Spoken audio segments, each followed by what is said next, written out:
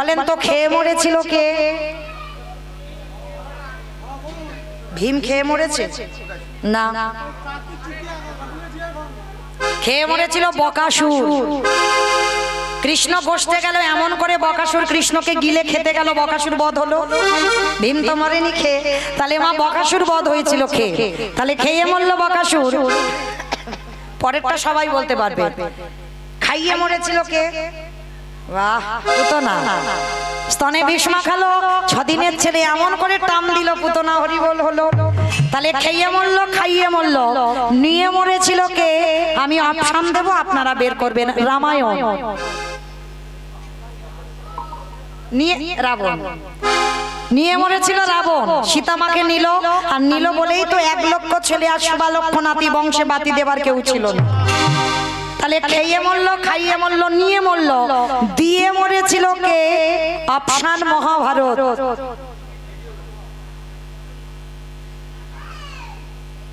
বলো, একটু ভাবতে হবে, আমি শুধু একা ভাববো? আপনারা তো কীর্তন শোনেন। মহাভারতে কর্ণ দিয়ে মরেনি, কবচকুণ্ডল দিল বলে তো কর্ণ বধ হলো, না হলে বধ হতো? হতো না। তাহলে খেয়ে মরল, খাইয়ে মরল, নিয়ে মরল, দিয়ে মরল, শুনে মরেছিল কে? অপশন মহাভারত। না, দ্রোণাচার্য। বাহ, অস্ত্রগুরু দ্রোণাচার্য। অশ্বত্থামা হতমান ইহা আমি সত্য জানি, ইতি গজ পড়ে গেল রানে, গজ পড়ে গেল রানে। পুত্রের মৃত্যু সংবাদ শুনল, অস্ত্রগুরু দ্রোণাচার্য বধ হলো। তাহলে খেয়ে মরল, খাইয়ে মরল, নিয়ে মরল, দিয়ে মরল, শুনে মরল, বলে মরেছিল কে? দক্ষ রাজার 7টা মেয়ে ছিল, 7টা মেয়ের মধ্যে একটা মেয়ে ছিল সতী, দক্ষ যজ্ঞ হয়েছিল। বাবা সব জামাইকে বলেছিল, আর বাবা শিবকে বলে। তা সতী যখন যেতে যাবে, বাবা ভোলানাথ বলছে, সতী তোমার বাবা সব মেয়েদের বলেছে, তোমাকে তো বলেনি, তুমি বিনা নিমন্ত্রণে যেও না অপমানিত হতে। সতী বলেছিল, দেখো ওটা আমার বাপের বাড়ি, আমার ব্যাপার আমি বুঝে নেব। সতী বিনা নিমন্ত্রণে গেল, গিয়ে বাবা দেখছে সব জামাই বাবুরা বসে আছে, নিজের স্বামী আসেন। তখন বাবা দক্ষকে প্রশ্ন করেছিল, পিতা তুমি সব জামাইকে বললে, তুমি আমার স্বামীটাকে কেন বললে না? বলে বলবো না। কেন বলবে না? বলে তোর স্বামীকে বললে ও তো ভূত প্রেত নিয়ে আসবে, আর যদি আসে তোমার যজ্ঞটা ভণ্ড হয়ে যাবে, ওই জন্য তোর স্বামীকে বলা যাবে না। আর এই কথাটা যখনই শুনেছিল, সতী বলেছিল, আমি সতী নারী প্রতিনিন্দা যখন শুনলাম, এই মুহূর্তে পিতা তোমার চোখের সামনে দাঁড়িয়ে আমি আমার দেহ ত্যাগ করব বলেই দেহ ত্যাগ করে দিল। তাহলে খেয়ে মরল, খাইয়ে মরল, নিয়ে মরল, দিয়ে মরল, শুনে মরল, বলে মরল, দেখে মরেছিল কে? এটাও হবে বাবা, ভীষ্ম দেখে মরেছিল, কৃষ্ণ রূপ দেখলো। আর একজন বাবা দেখে মরেছিল কে? হিরণ্যকশিপু। ভেবে দেখেন, প্রহ্লাদকে বলেছিল, প্রহ্লাদ তোর হরি কোথায় থাকে? বলে যেদিকে তাকাবো আমার হরিময় জগৎ। এই ফটিক স্তম্ভে তোর হরি আছে? বলে আছে। আর হাত করলো ফটিক স্তম্ভে, আর বাইর হলো দেহটা মানুষ আর মুখটা পশু। কোন ঠাকুর? গণেশ ঠাকুর। গণেশ ঠাকুর নাকি? দেখেছো কোনদিন? সেই সন্ধ্যে 8টা থেকে একটা উত্তর ঠিক দিল নৃসিংহদেব। তাহলে বাবা ওই রূপটা যখন ধরলো, আর হিরণ্যকশিপুরকে মারবার জন্য উদ্যত হলো, হিরণ্যকশিপুর খিলখিল করে হেসেছিল, মূর্খ ভগবান, পারবে না আমাকে মারতে। বলে কেন? বলে আমাকে তো ব্রহ্মা আশীর্বাদ দিয়ে রেখেছে, আমাকে নারীতে মারবে না, পুরুষে মারবে না, পশুতে মারবে না। ভগবান বলে আমি মূর্খ নয়, মূর্খটা তুই। ওই জন্য তো তোর জন্য আমার এই রূপটা ধরা। আমি নারী নয়, আমি পুরুষ নয়, আমি পশুও নয়। তোদের 2 ভাইয়ের জন্য আমার 2টো অবতার, হিরণ্যাক্ষকে মারবার জন্য ভগবানের বরাহ রূপ, আর হিরণ্যকশিপুরকে মারবার জন্য ভগবানের নৃসিংহ রূপ। ভগবান কত বড় ভক্ত ছিল এরা 2 ভাই, দেখো ভগবানের 2টো অবতার করে টেনে এনেছে। হরি বল। শুধু বাইরে দেখে বিচার করলে হবে না। তাহলে মা যেই না আমার নৃসিংহদেব শূন্যে তুলে নিয়েছি, হিরণ্যকশিপু হাসছে, তবু তুমি মারতে পারবে না। আমি জলে মরবো না, স্থলে মরবো না, অন্তরিক্ষে মরবো না। বলে মূর্খ, আমি তোকে জলেও মারবো না, স্থলেও মারবো না, অন্তরিক্ষে মারবো না, আমি মারবো তোকে। ভগবানের উরুদেশ পদ হয়েছিল, যেই না উরুদেশে নিয়েছে হিরণ্যকশিপুর তবু হেসে বলছে তবু মারতে পারবে না। বলে কেন? বলে আমি তো ঘরে মরবো না, বাইরে মরবো না। বলে আমি তোকে ঘরেও মারবো না, বাইরে মারবো না, তাহলে মারবে কোথায়? বলে তোর ঘরের চৌকাঠের উপরে দাঁড়িয়ে। ঘরের চৌকাঠের উপরে দাঁড়িয়ে বধ হয়েছিল।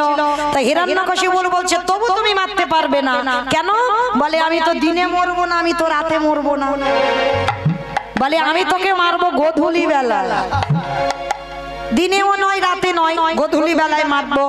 বলে তবু মারতে পারবে না। বলে কেন? বলে আমি মাসেও মরবো না, আমি বারেও মরবো না। ভগবান বলে আমার যদি তোকে মারতে হয় এক্সট্রা একটা মাস সৃষ্টি করবো, তবু তোকে মারবো। বলো তো মা, কোন মাসকে মাস বলে না, কোন বারকে বার বলে না? শোল মাছ।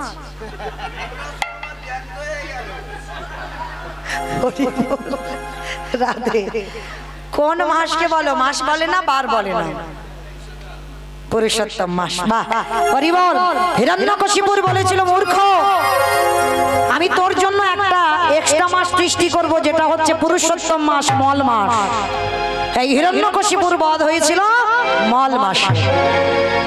আর ওই মল মাসে বাবা একেবারে শূন্যে তুলে নিয়ে বক্ষটা বিদীর্ণ করে দিল। ওই রূপটা দেখে হিরণ্যকশিপুর বধ হলো। তাহলে খেয়ে মরলো, খাইয়ে মরলো, নিয়ে মরলো, দিয়ে মরলো, শুনে মরলো, বলে মরলো, দেখে মরলো। আর একটা বাকি আছে, ভালোবেসে মরেছিল কে? আমি বলবো। বলো। ঋতুপর্ণা।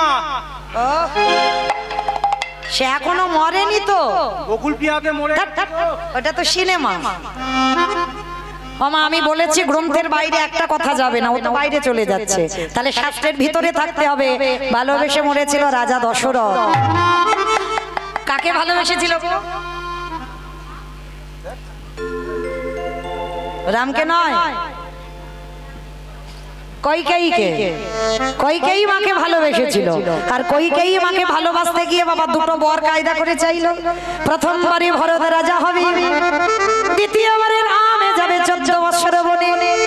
আরে যখন রামে বনবাসী হলো, দশরথ কেঁদে কেঁদে অন্ধ হয়ে গেল। আরে বিছানা সজ্জা হয়ে দশরথ কেঁদে কেঁদে একটা কথা বলে গেল। মরার আগে একটা কথা বলে গেল, বলবো? বলি। আমাদের জন্য নয়, আমার দাদা ভাই বাবা ঠাকুর যারা বিয়ে করেছে, সংসার করেছে, যারা করনি তারা বেঁচে গেছো, আর যারা করেছো তাদের জন্য দশরথ একটা কথা বলে গেল। কি কথা জানো? ওরে কলির জ্ঞানন্ধজি, এই যে আজকের আমি আমার বউকে ভালোবেসে যে দুর্গতি হলো, তাই তোদেরকে বলে যাই তোরা যেন আমার মতো কেউ বউকে ভালোবাসিস না। তবে ভালোবাস, খবরদার বউ যেন মাথায় চড়ে না বসে। আর যাদের যাদের বউ মাথায় চড়ে বসবে, মনে রেখো তাদের দশা আমার মতো হবে। ওরাই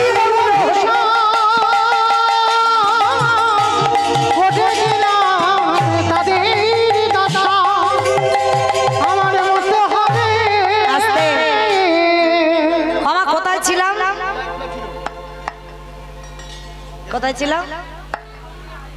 বাহ, যমুনাতে। হরি বল। বেশ, মানে খুব মন দিয়ে শুনছে। বেশ, আর বেশিক্ষণ জ্বালাবো না। আর 15 মিনিট মতো আছি তো, পরে আবার রাসলীলার দল আসবে। 15 মিনিট পর, 20 মিনিট পরে আপনাদের চরণ থেকে চলে যাব। একটু শান্ত হয়ে বসে। তো চলেন এইবার। যেই না বাবা সন্দীপনী মনি এলো, ছেলেটার মরা হলো না।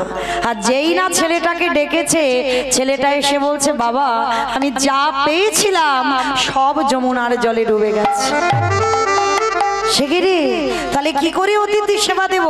বাবা ওই যে দূরে দেখা যাচ্ছে একটা মুদির দোকান, ওই দোকানে গিয়ে আমি কিছু জিনিস চুরি করে আনবো। চুরি? হ্যাঁ রে, চুরি করা মানে তো মহাপাপ। কে বলেছে চুরি করা মানে মহাপাপ? মনে রেখো মা, এ জীবনে যদি চুরি করো, সব চুরিতে পাপ নয়। তুমি যদি নিজের জন্য চুরি করে তাতে পাপ হবে। অতিথির জন্য যদি চুরি করো, অতিথি মানেই নারায়ণ, নারায়ণের জন্য চুরি করতে হবে। তো আজকে ছোট্ট ছেলেটার বাবা দুজনে মিলে যাচ্ছে কোথায়? মুদি দোকান চুরি করতে। আর গেছে তখন সময়টা হয়ে গেল ভোরের বেলা। আর ওই ভোরের বেলা বাবা ছেলে দুজনে মিলে মা মুদি দোকানের পিছন থেকে গর্ত করেছে, গর্ত করে প্রবেশ করেছে দোকানের ভিতরে। আর দোকানের ভিতরে প্রবেশ করে চাল ডাল আলু সবজি যা যা দরকার পুটলিতে বেঁধে নিয়েছে। আর পুটলিতে বেঁধে নিয়ে একেবারে বাবার হাতে দিয়ে বলছে, বাবা তুমি তো কত চিন্তা করছিলে কি করে সেবা দেবে, দেখলে তো আমি কিরকম ব্যবস্থা করে দিলাম। বাবা বলছে, হ্যাঁ রে খোকা, অতিথি সেবার পর একটু মুখশুদ্ধি দিতে হয়। মনে রেখো মা, শুধু আজকের লীলাতে নয়, সবাইকে বলে যাচ্ছি, এটা আমার কথা নয়, মহাজনগতস্য পন্থা। একজনকে যদি নিমন্ত্রণ করে সেবা দাও, সেবার পরে যেন মুখশুদ্ধিটা দিতে ভুলে যেও না। তো আজকে ওই ছোট্ট ছেলেটা বাবার কথা শুনে বলছে, ঠিক আছে বাবা তুমি দাঁড়াও, আমি দেখছি ওই দোকানের ভিতরে কি পাওয়া যায়। প্রবেশ করে দেখছে মা পানের থালাতে একটা হরিতকি পড়ে আছে। আর যেই না হরিতকিতে হাতটা দেওয়া, সঙ্গে সঙ্গে ভগবান মনে মনে চিন্তা করছে, বটু প্রথম পরীক্ষাটা তোর ওই মথুরার লোকের কাছে করে দিয়েছি, তোকে মার খাইয়েছি। আমার মনে পড়ছে দ্বিতীয় পরীক্ষাটা কচ্ছপ হয়ে চাল ডালটাকে খেয়ে নিয়েছে, এইবার তৃতীয়বারে পরীক্ষা। আর এই পরীক্ষায় যদি উত্তীর্ণ হোস, আমি জানবো তুই চিরকালের জয়ী। আর এই পরীক্ষার মুখে যেন মা জীবনে কারোর দাঁড়াতে না হয়, কোনোদিন কোনো ভক্তকে এমন পরীক্ষা যেন দিতে না হয় যেটা আজকের বটুকে দিতে হবে। ভগবান কি করেছে, যেই না ওই হরিতকিতে হাত দিয়েছে, ভগবান স্বপ্ন দিচ্ছে দোকানদারকে, দোকানদার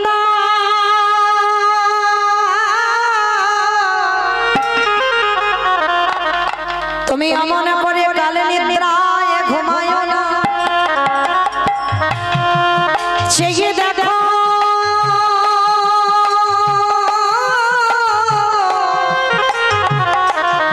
তোমার মুদি দোকানে কেমন চুরি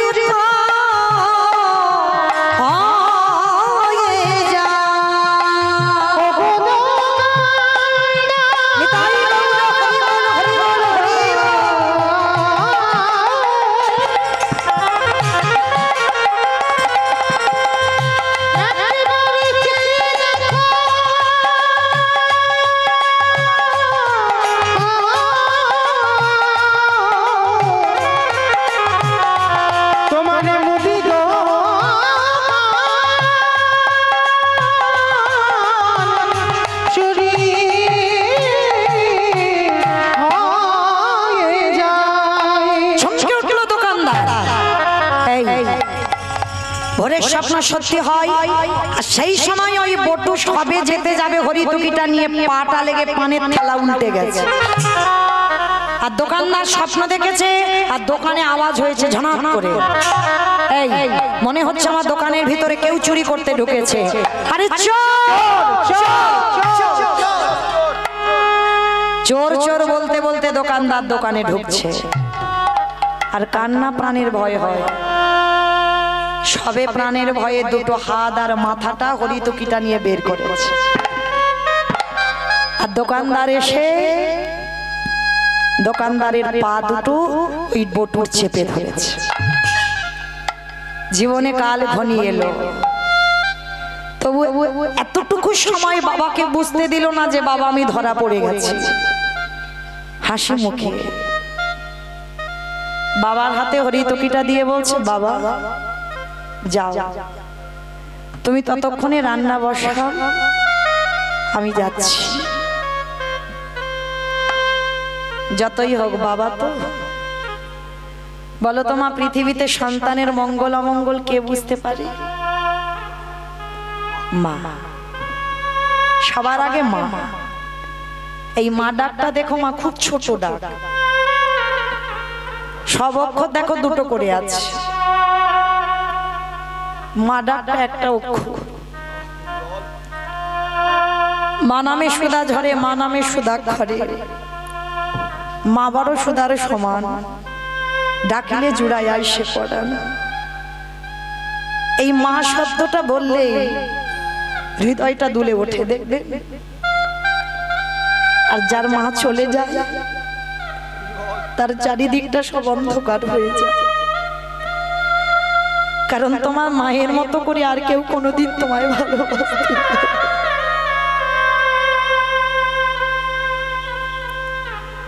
যে যতই বলুক না কেন আমি তোমায় ভালোবাসি,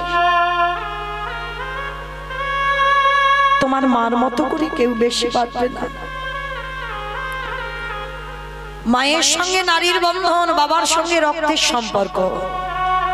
সবার আগে বাবা মার মনটা কুগায় যে আজ আমার ছেলের ভালো হবে না মন্দ হবে। তার ছেলেটার পা ধরে তো দোকানদার টানছে, আর বাইরে হাত দুটো আছে আর মাথাটা আছে, দেওয়ালটা ধরে আছে আর পিছনে টানছে। বাবা বলছে, হ্যাঁ রে খোকা, তুই তো কোনোদিন এত ঘামিস না। কি হয়েছে রে বাবা, তুই এত ঘামছিস কেন? ও বাবা কিছু হয়নি, তুমি ততক্ষণে যাও রান্না বসাও, আমি যাচ্ছি একটু পরে। না, দুজনে একসঙ্গে এসেছি, একসঙ্গে যাব, তুই আমাকে আগে যেতে বলছিস কেন খোকা? সেই তো আমরা বাপ বেটা চোর হলাম, তাহলে দুজনেই একসঙ্গে এসেছি, একসঙ্গে যাব। ও বাবা তুমি যাও না, আমি বলছি তো আমি একটু পরে যাচ্ছি। না, একসঙ্গে এসেছি, একসঙ্গে যাব। ছোট্ট ছেলেটা বারবার যখন বলছে আর থাকতে পারলো না, বাবা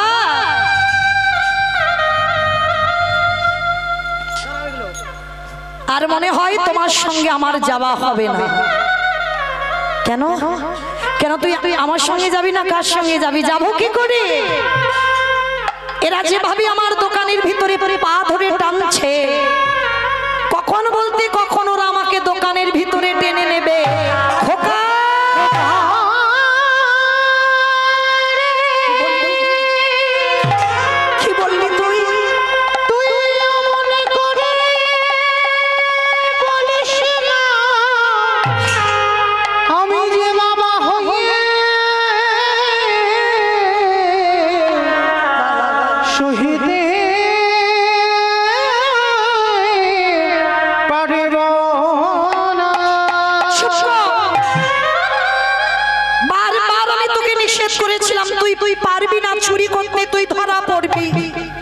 সেইটাই হলো।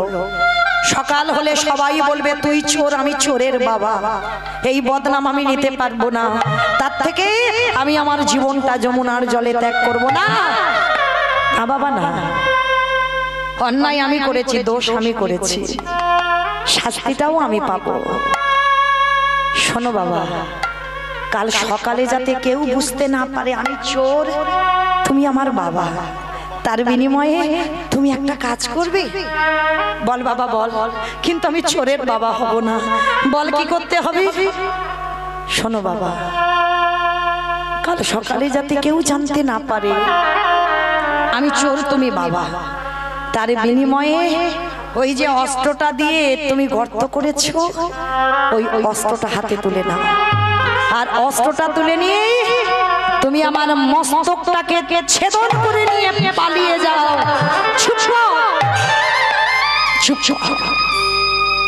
ছোট মুখে যেটা এলো বলে দিবি।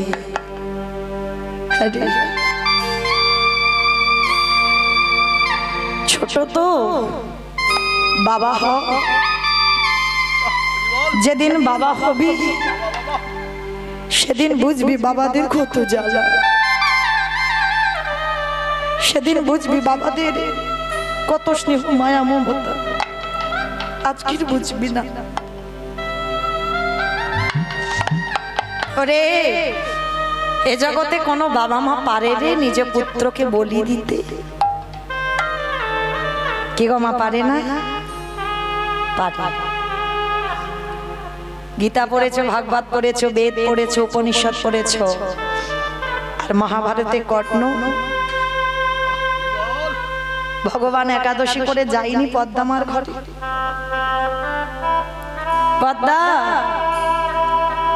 এই দ্বাদশীতে আমি তোমার বাড়িতে একটু প্রসাদ পেতে চাই। পদ্মা বলেছিল, বলুন আপনি কি প্রসাদ পাবেন? আমার স্বামী দাতা, যে যা চায় সে তাই পায়। বলুন কি চান? শোনো পদ্মা, আমি যেমন তেমন বস্তু সেবা করব বলে তোমার বাড়িতে আসি। আমি তোমার বাড়িতে একটু মাংস খেতে চাই। মাংস দ্বাদশীতে? হ্যাঁ, আমার ইচ্ছা জেগেছে, খাবো, দাও। বেশ, মৃগ মাংস, পক্ষী মাংস, আমার সংসারে কিছু অভাব নেই, দেবো। শোনো পদ্মা, মৃগ মাংস পক্ষী মাংস খাবো বলে তোমার বাড়িতে আসিনি। তোমার স্বামী নাকি দাতা, আর দাতা যদি হয় ত্রিসত্য করো, আজকে যে মাংস খেতে চাইবো দেবে। পদ্মাবতী কোনোদিন ভাবেনি যে আজকের অতিথি কি চাইবে, ত্রিসত্য অঙ্গীকারে আবদ্ধ হলো। শোনো পদ্মা, মনে রেখো তুমি কিন্তু ত্রিসত্য করেছো, যেন কথা অন্যথা না হয়। দাও, সেবা যদি দিতে হয় তোমার একমাত্র বিশ্বকেতু, তাকে হাড়ি কাটে রাখো। হাড়ি কাটে রেখে মস্তকটা ছেদন করে তার দেহটা টুকরো টুকরো করে মাংস করে আমার সেবায় বলো না।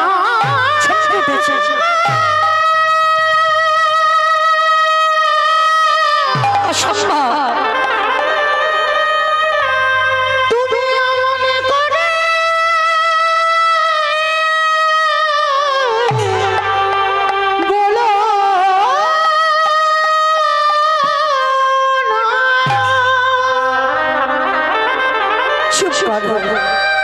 আমি মা হয়ে কি করে পারবো সেটা তো জানি না।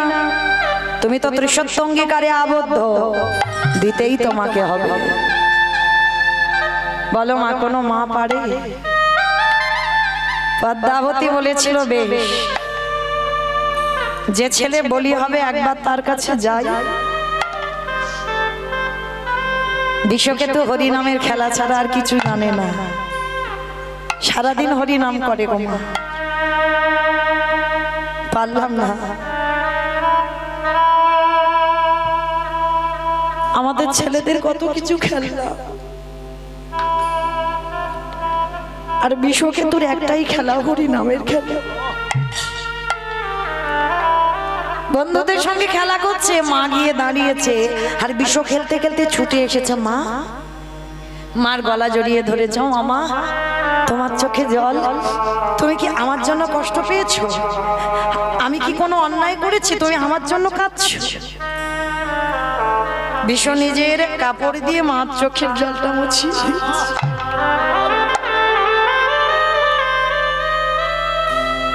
সন্তান তো সেই হয় গো,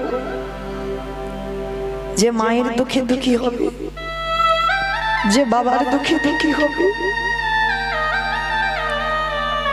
বিশ্বকেতু মার কোমর ধরে বলছো, মা বলো না আমি কি ভুল করেছি?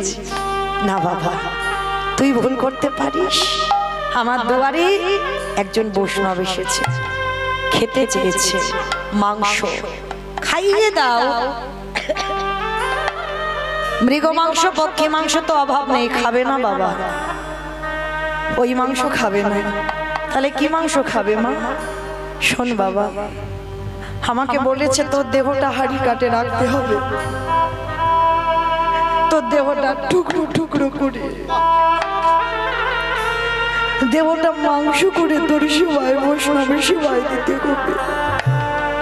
মা, আমার দেহটা বৈষ্ণব সেবায় যাবে?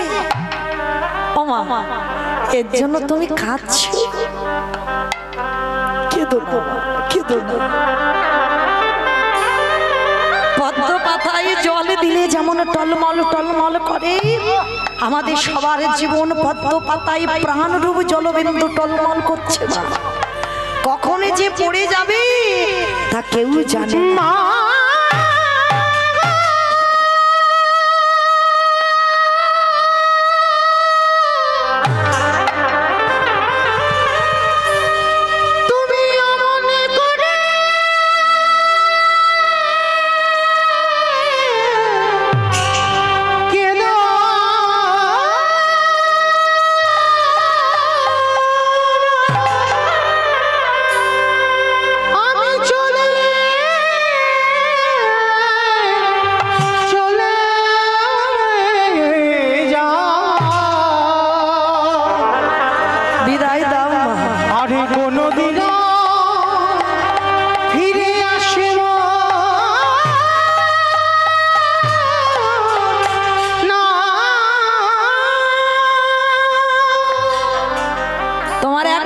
চলে যাচ্ছি, আমার বন্ধুদের রেখে গেলাম, তারাই তোমায় মা বলে ডাকবে। আমার জীবন নদী আসি বন্ধু নাইয়া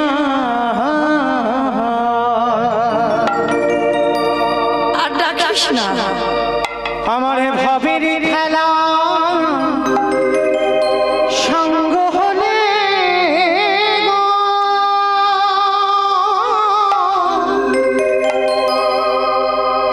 দিও পার করিয়া আমার জীবন নদীর নাইয়া, জীবন নদী খেদো না মা, তোমার চোখের জলে আমার যাত্রা পথ পিছল হয়ে যাবে, খেদো না। ভবের খেলা সঙ্গ হলে গো,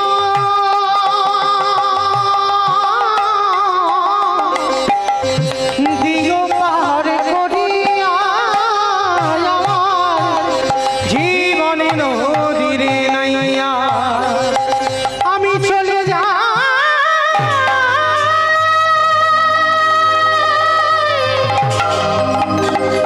আমি চলে যাই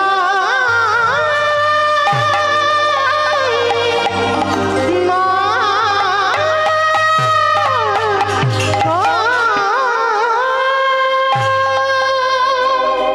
সেই পুত্রকে বাবা মা বলি দিয়ে মাথাটা রেখে দিয়ে দেহটা মাংস করে বৈষ্ণবের চরণ। বৈষ্ণব বলেছিল পদ্মা, ছেলের দেহটা মাংস করলে কই ছেলের মাথা দিয়ে অম্বল করলে না, পারবে কোনো মা? পদ্মা মা করেছি, ধারালো অস্ত্র দিয়ে চোখ নাক মুখ টুকরো টুকরো করে বৈষ্ণব সেবায় অম্বল করে দিল। কিন্তু পরক্ষণে বাবা সেই মরা ছেলে, সেই মাংস করা ছেলে আবার মা বলে ডেকে কোলে এসে বসে। মনে রেখো, তুমি যদি ভগবানের চরণে সব দিয়ে দাও, শেষের দিনে ভগবান তোমার পরিপূর্ণ করে দেবে।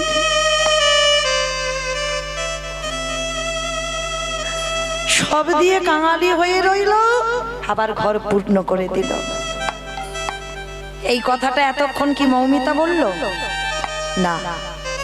আজকে ছোট্ট ছেলে বটু বলছে হতেও তো পারে বাবা, তোমার ঘরে যে চারজন বসে আছে হয়তো তোমার আরাধ্য দেবতা। ধরো অস্ত্র, কাটো মাথা।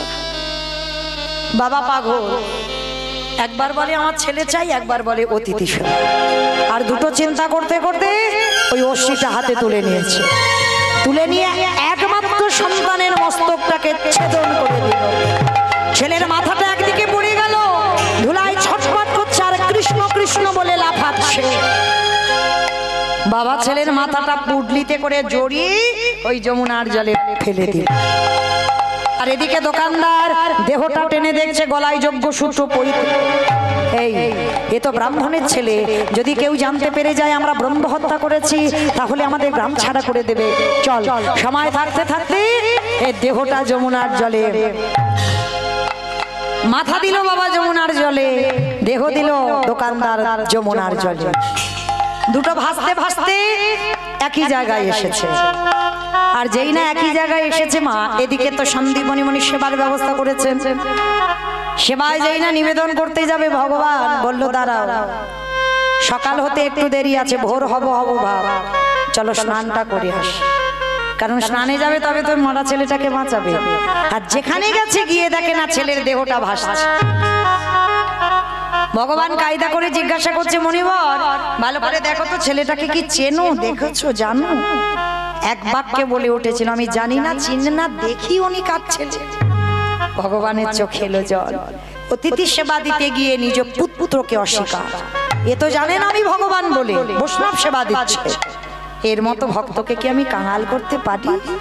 সোনামণি বল, আমি কিন্তু ধ্যানে বসতে পারি, আর ধ্যানে যদি জানতে পারি তোমার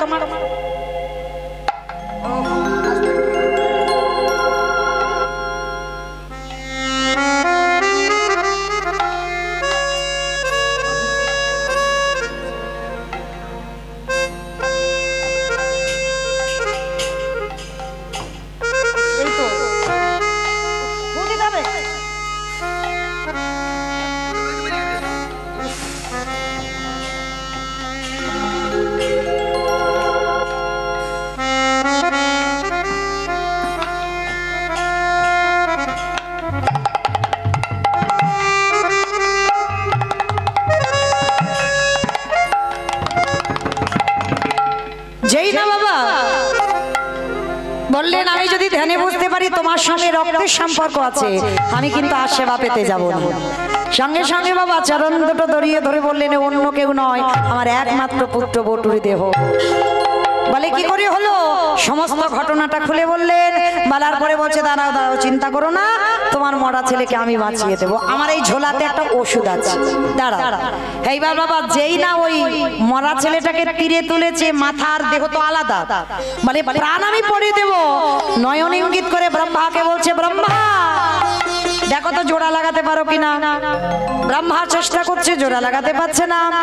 ভোলানাথকে বলছি ভোলানাথ তুমি দেখো পারো কিনা। ভোলানাথ পাচ্ছে না। যে নামের নামে স্বয়ং ভগবান নিজে এসেছে, পাচ্ছে না।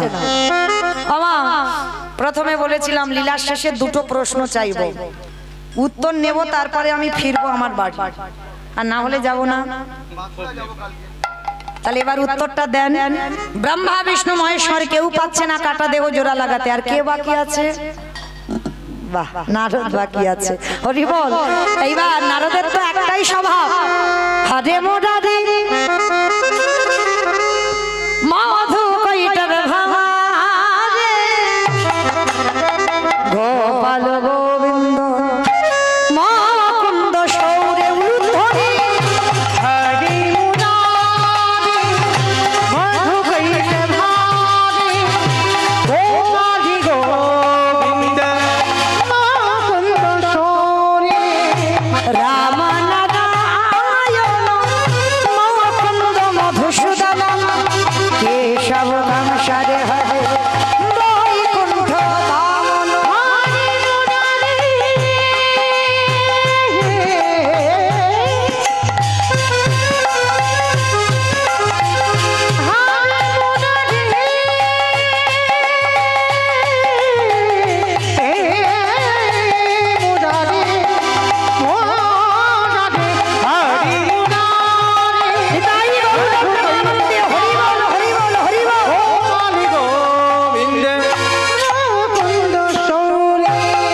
নারায়ণ নারায়ণ না। এক হাতে দেহ আর এক হাতে মাথাটা নিয়ে যেই না এক জায়গা করেছে, আঠার মতো দুটো আটকে গেছে। ও ঠাকুর এইটা কি করে হলো?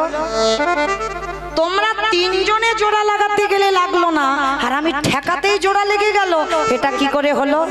বলে নারদ মনে করে দেখো ত্রেতা যুগের কথা, যেদিন ওই সীতামাকে উদ্ধার করব বলে হনুমানের দল আর ভল্লুকের দল সাগরে সেতু নির্মাণ করছিল। আমার যার বউ চুরি হয়েছে সে কোনো কাজ করছে না, হনুমান আর ভল্লুক কাজ করছে। তা সেই সময় রামচন্দ্র মনে মনে ভাবলো আমি দু চারটে না ফেললে হয়, একটা প্রেস্টিজের ব্যাপার। ভাই লক্ষণ কটা বাজে ভাই? 12:05 রাত। 12:05 হয়ে গেছে। আরো 17টা স্ত্রী ছিল, কিন্তু পাটরানী ছিল 4 জন, আর 4 জনকে রেখে বাবা 12 বছর তপস্যায় গিয়েছিল কশ্যপ মুনি। ভালো করে মা এই জায়গাটা শুনবেন, তাহলে বুঝতে পারবেন। বাবাদের দোষ দিতে পারবেন না, দোষটা আমাদের নিজেদের নিতে হবে। একটু শুনে দেখেন।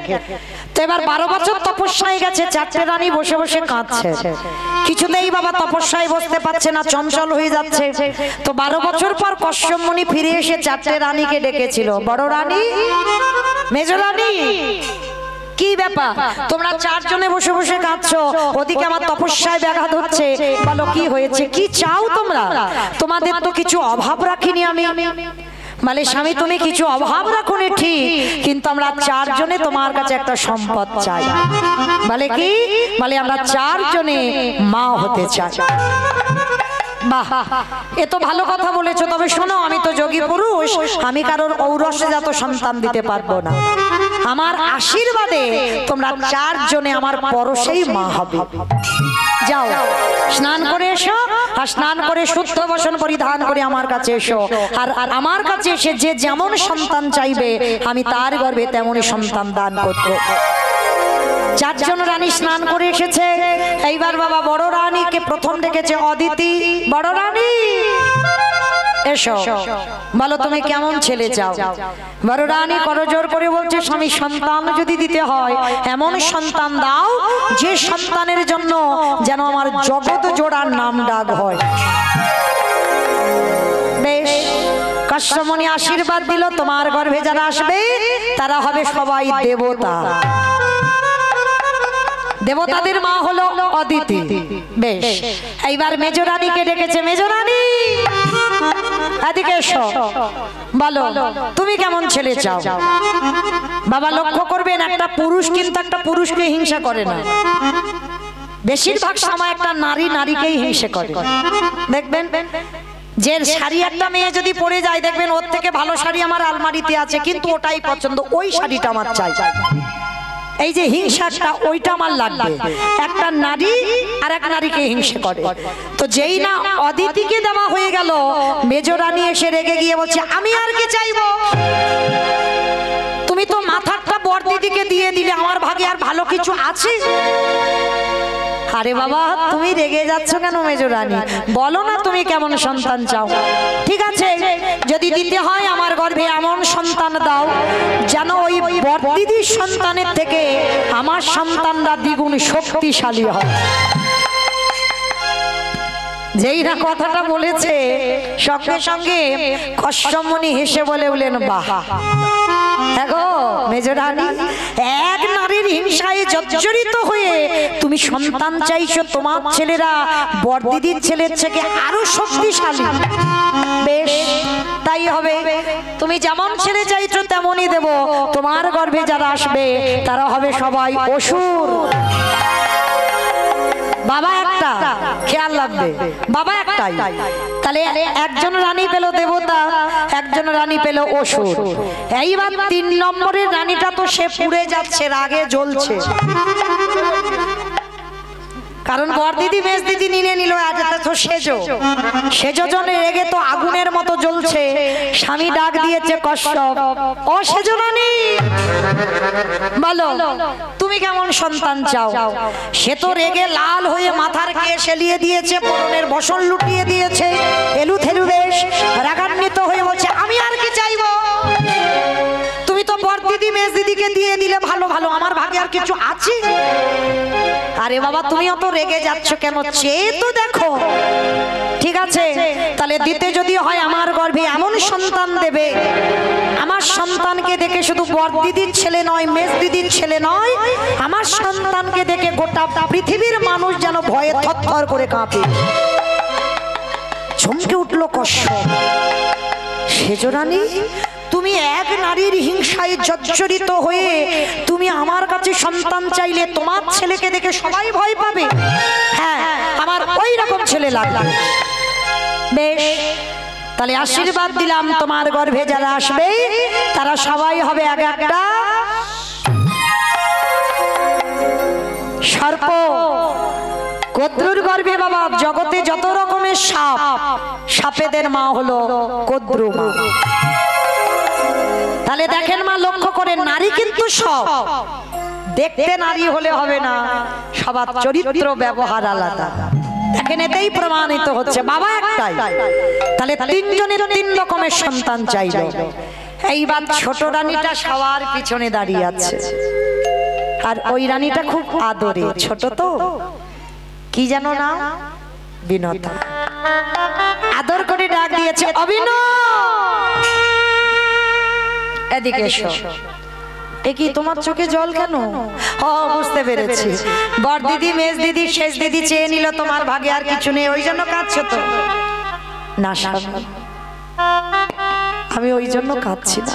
তাহলে তুমি কাঁদছো কেন? তুমি কেমন ছেলে চাও? স্বামী, আমি যেমন ছেলে চাইবো তুমি দেবে। চরিত্র দেখেন, সব নারী তফাৎ কত।